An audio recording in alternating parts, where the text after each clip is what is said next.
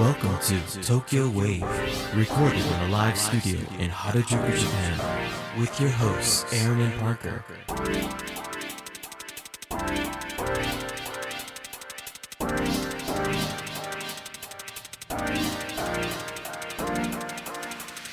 Alright everyone, welcome to episode 21 of Tokyo Wave.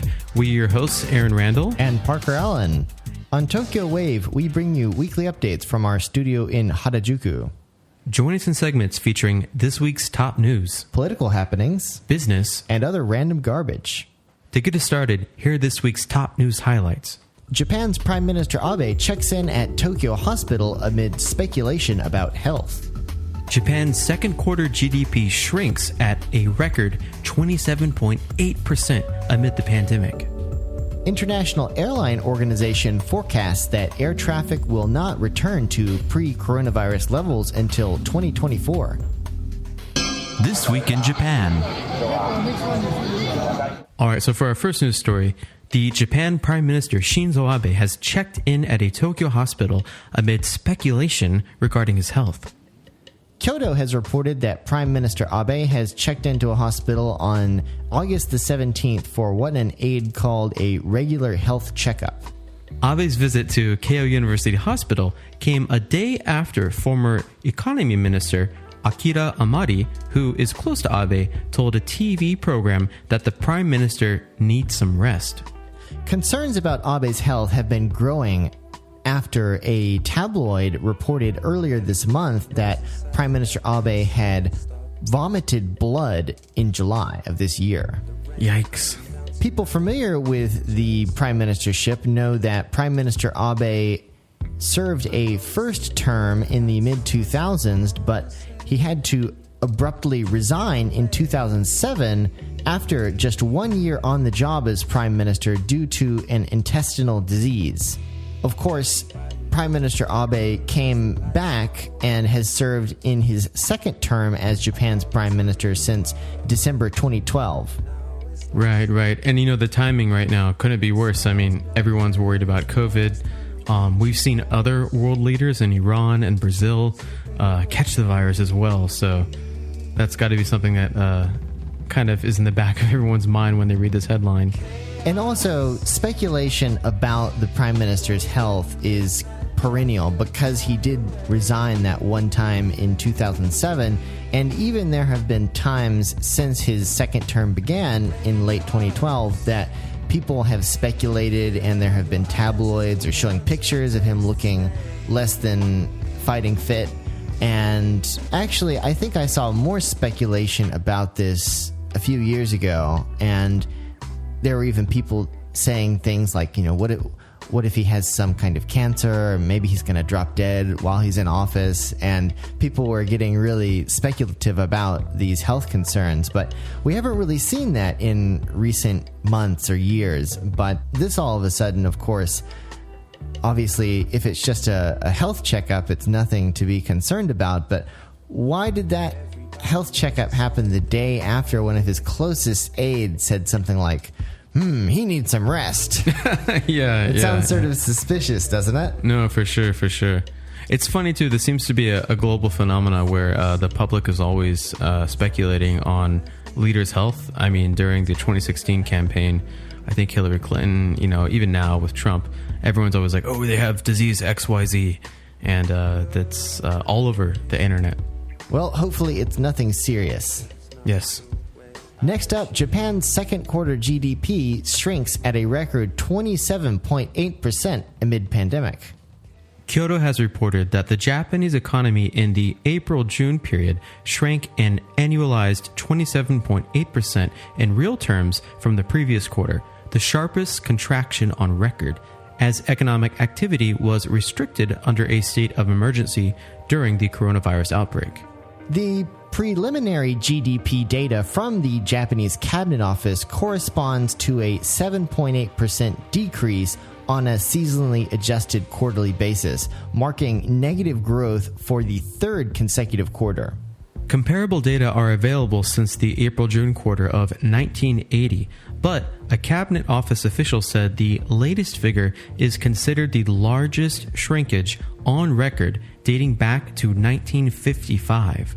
Even before the spread of the coronavirus, the Japanese economy had been affected by the U.S.-China trade dispute and a consumption tax hike from 8% to 10%, which happened in October of last year. Damage to the Japanese economy has deepened with the impact of the pandemic after the central government declared a state of emergency in April. Private consumption, which accounts for more than half of the economy, sank 8.2% from the previous quarter, with spending on trips, eating out, and shopping significantly cut amid stay-at-home requests. You know, we're just getting out of the Obon holiday season here, and it looks like there were people who went on vacation during this very popular vacation season, but the numbers were nowhere near the usual amount of tourism. And also, this happened at the same time as the government was sort of giving mixed signals on whether it was okay for people to go on vacation during this time. If you'll recall, the central government said there's no need to limit trips to rural parts of Japan, but several prefectural governments, including the government of Tokyo, said that we should avoid trips outside the prefecture. Right. I think I saw online, Koike actually urged the prime minister to cancel his trip, correct? Leaving Tokyo? That is correct. Exports of goods and services, which of course includes spending by foreign tourists, which I don't think is happening a whole lot in Japan, as we still have a essential ban on non-Japanese coming into the country, has slumped 18.5% in this period. Overseas demand for Japanese products such as cars and auto parts was also dampened as hard lockdowns have occurred in many major cities across the world. Meanwhile, imports posted a relatively limited drop of 0.5%, as solid imports from China helped offset a decline in those from the United States and European countries. It's all those masks. Yeah, no, for sure. Private capital expenditure, another key pillar of domestic Japanese demand, fell by 1.5%, while private residential investment slid 0.2% as the pandemic raised uncertainty over the business outlook. In nominal terms, the economy contracted an annualized 26.4% and 7.4% on a quarterly basis. You know, Parker, you brought up the fact that there was kind of this mismessaging from the central government and local governments, right? One of the biggest things that I saw that was interesting and kind of a quagmire is like the government has this go-to travel campaign, right? But then you have, we're in Tokyo. Koike is saying like, no, if you're a Tokyo resident, don't leave Tokyo. So it's very confusing because there's all these like great travel deals right now, but the local government saying one thing, central government saying another.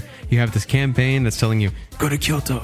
Yes, but in the go-to campaign, there was a lot of criticism about this, and at the last second, Tokyo residents were excluded from the go-to campaign. Ah, okay. Which is kind of funny, though, because if, like yourself, you live in Chiba Prefecture. Right. So you're eligible for go-to. Yeah, we locked in a deal to Kyoto in November. So you can go to, I can't go to, but we both kind of live and work in Tokyo. So it kind of shows the absurdity of the current situation. Absolutely. Yeah. And so really, it's a big question, what's going to happen to the Japanese economy? And you can really kind of tell that the government is very concerned about what's going to happen because the central government has basically stonewalled requests for another state of emergency. Ah, right. Because if you look at the infection numbers recently in Tokyo, they're actually above the levels of infection that we saw during the first state of emergency. Right, and they weeks ago they exceeded the threshold by which they originally said they would reinstate the state of emergency if they got over 200 per day. Yes, but kind of like an American Psycho, this time it will be different. Next up, International Airline Organization forecasts that air traffic will not return to pre-COVID levels until 2024. Global air traffic will not return to levels before the coronavirus pandemic until 2024, an industry body said, a year later than its earlier prediction due to a slower recovery this year. The International Air Transportation Association now expects the number of global passengers to fall 55% in 2020, which is sharper than its April forecast of a 46% drop. The director for the IATA said at a briefing late last month, "The slow speed of improvement is telling us that the recovery will take a year longer than we previously expected." No shit. The grimmer outlook reflects a cut in business trips by companies under financial pressure, weak consumer confidence in the face of concerns over their future employment, and slow virus containment in the United States and some developing countries. Judging by recent news, I think, United States and developing countries, do you need to differentiate? They're in the same basket now. Oh, well. The latest expectation of a rebound to pre-pandemic levels could slip further if we have setbacks in containing the virus or finding a vaccine, the IATA chief said. So passenger traffic is measured in the total distance flown by passengers. And this statistic tanked by 86.5% in June from the previous year. And this is after the same statistic was down 91% in May. Obviously, many countries still have imposed travel restrictions to stop the spread of coronavirus. So that is what is deeply impacting this number. But obviously, this also suggests there are dips in travel even outside of the scope of physical limitations. So, load factor, which measures how full planes are with passengers, stood at 57.6%, an all-time low for the month. All of this means that demand for air travel is in the dumpster. And this is bad news for the airline industry. The airline industry stands to lose $84.3 billion in 2020, with revenue forecast due to drop 50%. Japan's two biggest airlines reported dismal earnings in their latest quarterly earnings statements. Japan Airlines reported a net loss of 93.7 billion yen, or $879 million, for the April to June quarter, which is its largest loss on a quarterly basis since the April to June period in fiscal 2009, around which time it filed for bankruptcy. Right, I remember that. ANA Holdings, the parent company of major Japanese airline ANA, logged a record net loss of 108.82 billion yen in the quarter through June. Neither Japan Airlines or ANA provided a forecast for the full year through March 2021, saying it is too early to assess the impact of the virus. Hearing that things will be back to normal until 2024 is just crazy. Something funny about myself, a lot of people in Japan are surprised when I tell them this, but I hate flying. And last year I did so much flying that actually I got used to it.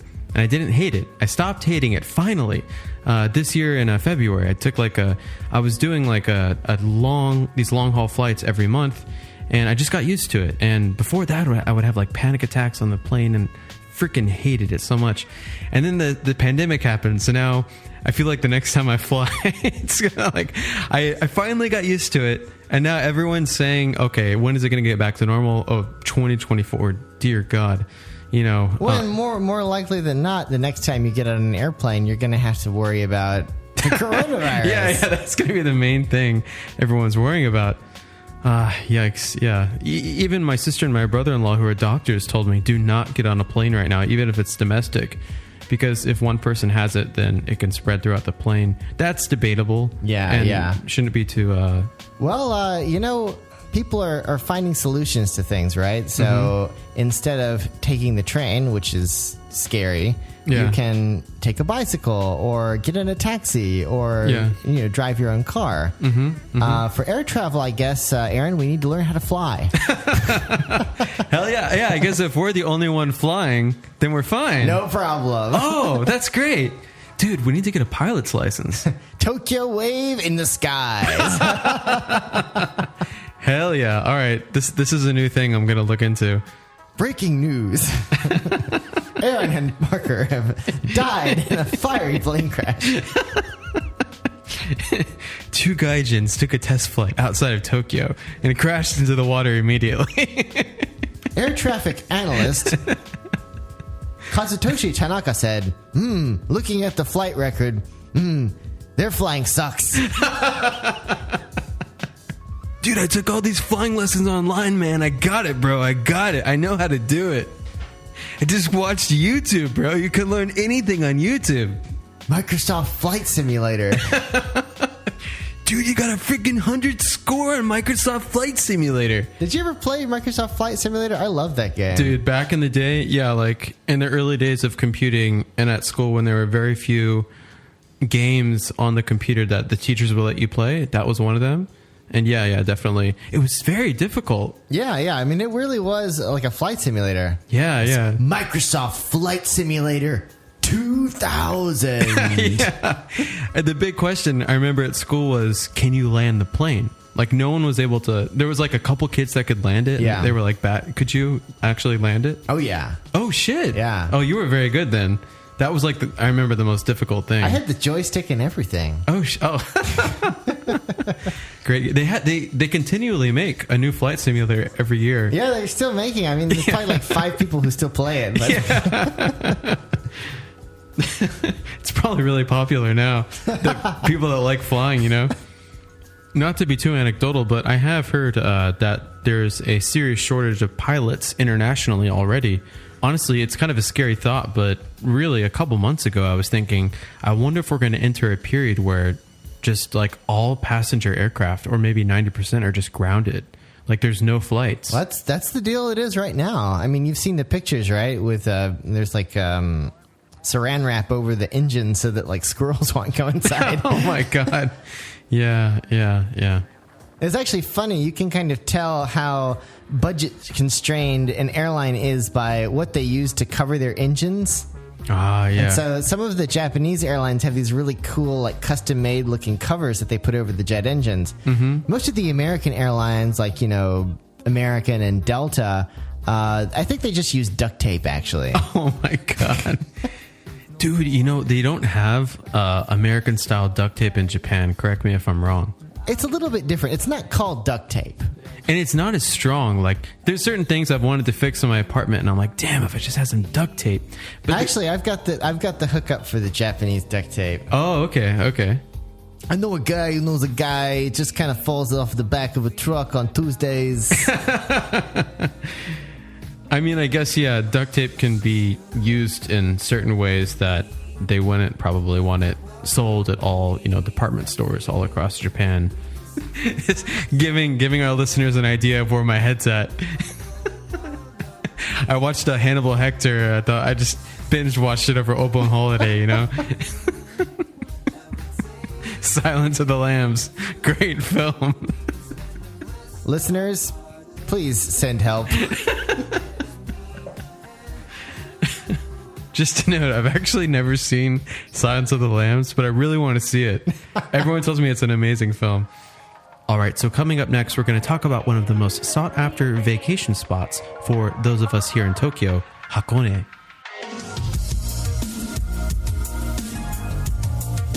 You're now listening to Tokyo Wave.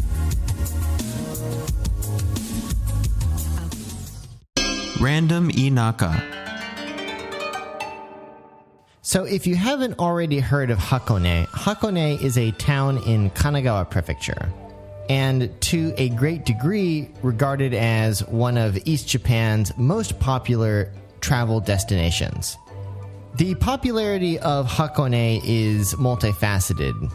First of all, you can see Mount Fuji from basically anywhere.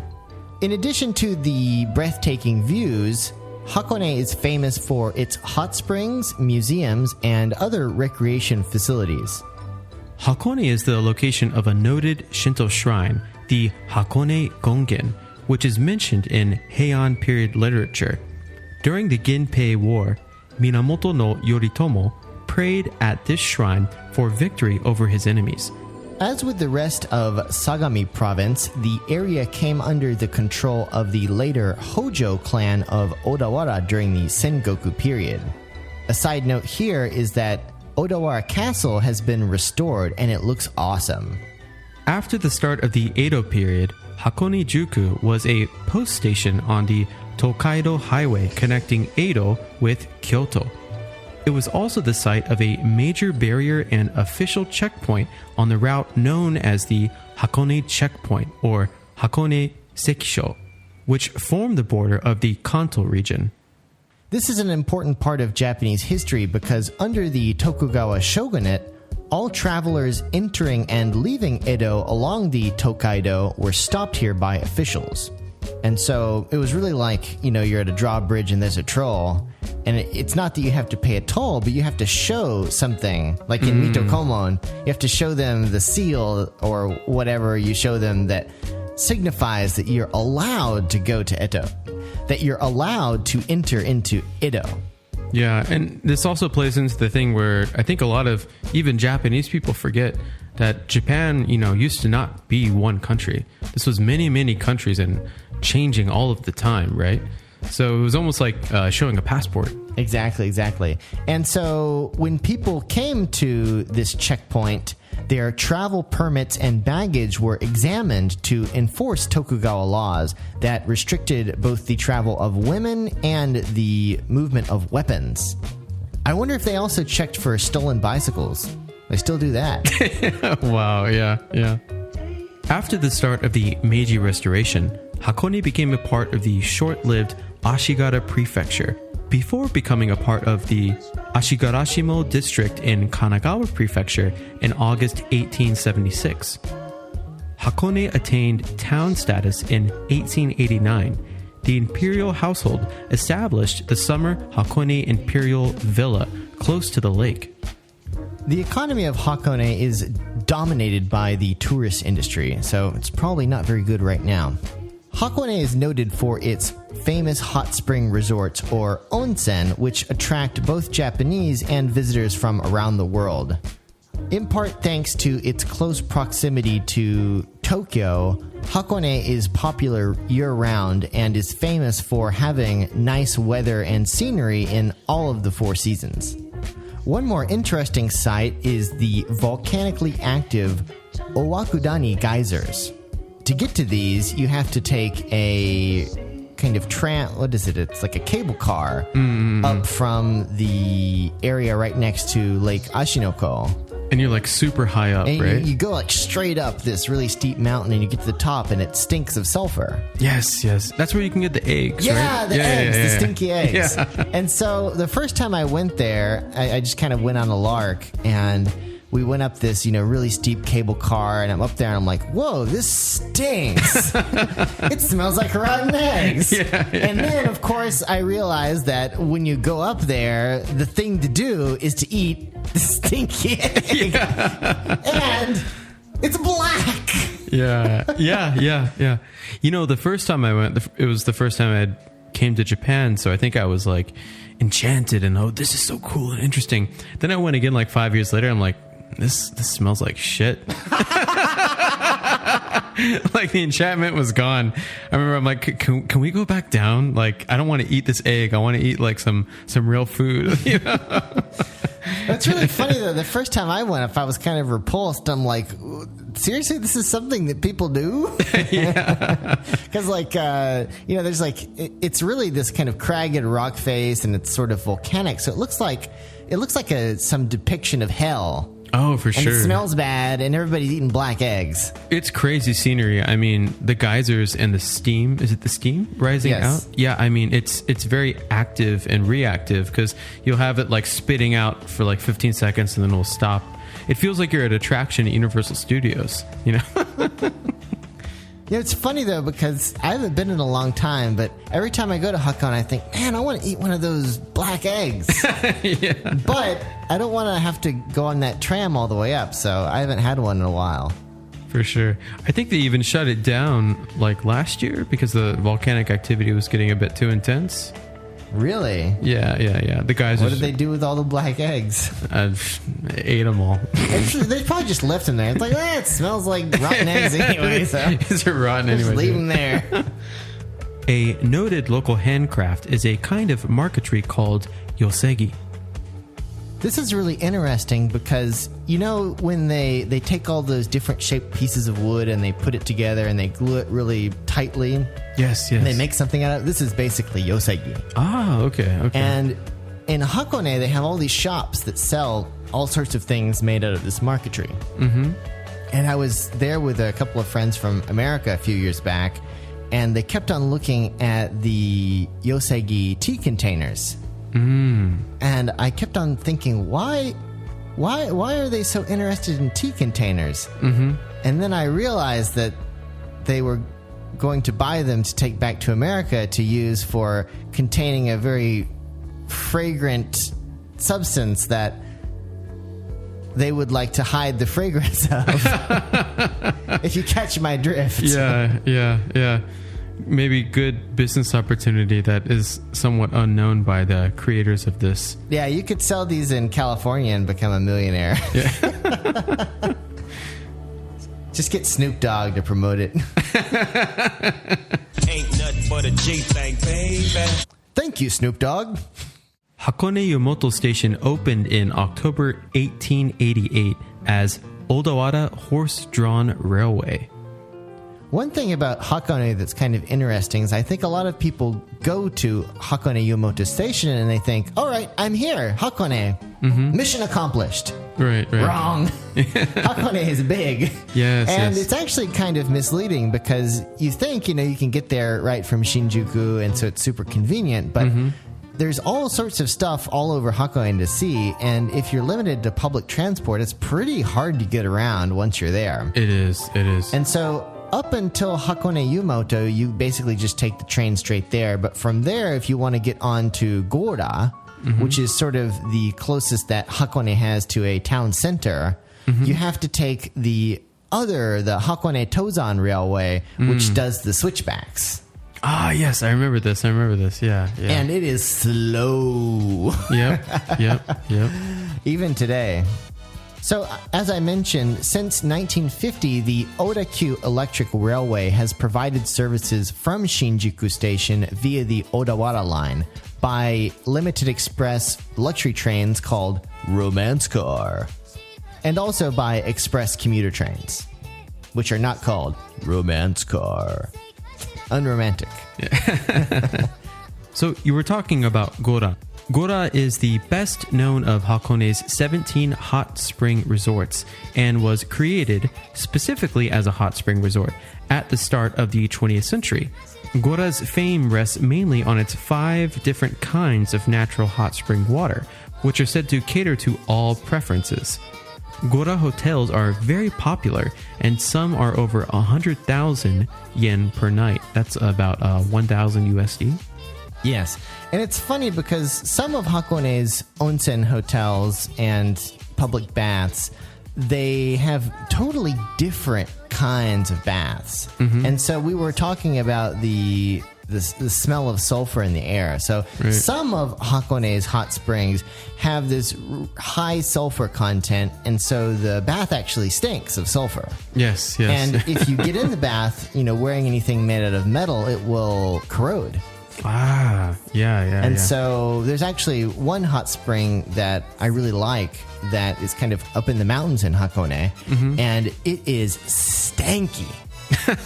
And if you wear anything like a necklace, a bracelet, anything, tongue ring, don't care, it will immediately tarnish. Oh, wow. Instantaneously. Wow. Like a science experiment.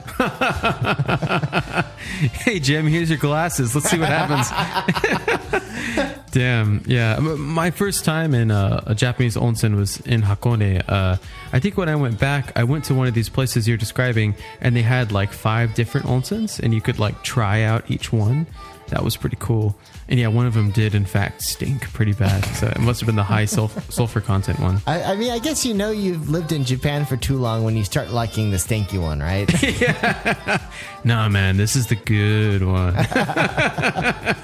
I'm a huge fan of the stinky one. Does that say something about me? I like the stinky one. But it's good for you. It cleanses your body, right? Right? The sulfur? I have no idea. It just feels good. It's really, really good to get over a hangover. Yeah. No, true that.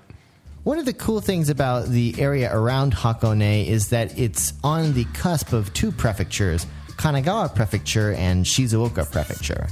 And so, especially if you're going around by car, there is a lot to see in that area.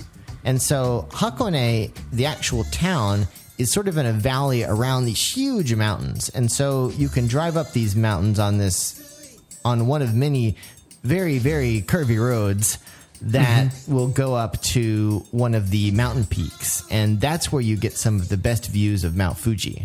Oh, wow. And then if you go back down the mountain, depending on which direction you go in, you'll either go to Atami, which is a seaside city that oftentimes is referred to as the Japanese French Riviera. Ooh. And if you go a different direction down the mountains, you'll go to Gotemba, which has quick access to the Tomei Expressway and also happens to be where Japan's largest outlet mall is located. Wow. You know, Parker, I think a lot of travelers, when they come to Japan, they don't really consider renting a car. You know, how difficult is it logistically? Because, you know, as you're saying, all these places, I haven't been to a lot of them because they're just not accessible by car, right? I just take the train everywhere. But, you know, you're really making me think I need to start taking a car and like traveling to these places. Well, for tourists, you can get the international driving permit, which Japan does honor. And, you know, theoretically, you could just rent a car at the airport and drive to wherever you like. Right. Obviously, if you're not used to driving on the left side of the road, that could cause some problems for you. But, yeah, tourists are able to drive. And obviously, if you're a resident of Japan, though, after a year, the international permit is no longer valid. So you do have to transfer your license to the Japanese license, which, if you're a European, usually is very easy, but for most U.S. citizens, is very difficult because you have to take the skill test. It might have something to do with the level of difficulty with the skill test we have in the States. I don't know about you, but in Florida, I went to one place, and, you know, everybody fails the driving test, like, you know, many, many times in Florida. But the trick is there's a lot of places that give the test. So I went to one place, failed it, drove 20 minutes to another county, took it, passed it. I didn't even pass the eye test because you're supposed to do it without your glasses on, and I had bad vision. I wear glasses. And I did the eye test. I failed it completely. And she's like, "Oh, you wear glasses?" I'm like, "Yes." She's like, "You're fine." You know, it's funny. There are only 3 states in the United States that enable you to change to a full Japanese license without needing the driver's test. And those 3 states are Hawaii, Maryland, and Washington State. Kind of random. So if you have a license from one of those 3 states, you can get your Japanese license without having to take the test. Yeah, definitely not Florida. Florida would never be on that list. I got my Tennessee driver's license first time, even though I sped through a speed zone. Oh, nice. Statute of limitations. I remember the person who was in the car, and he was like, "Yeah, it's okay." Yeah. They don't do that in Japan. No. And also, if you go south from Hakone, you can go down the mountains and you can go all the way down Izu Peninsula. Ooh. And if you go south from Hakone, you'll end up on the Izu Peninsula. And the Izu Peninsula is another beautiful area that's not too far away from Tokyo. And if you have a car, you can go all the way down to Shimoda at the bottom of Izu Peninsula, which has some of central Japan's best beaches. You know, I've heard about these, but I've never been. They're pretty nice. Actually, a lot of people in the foreign community have bought country homes in Shimoda. So if you go down there, you'll see a lot of foreigners. Ooh. There's also a train that goes actually straight from Tokyo to Shimoda.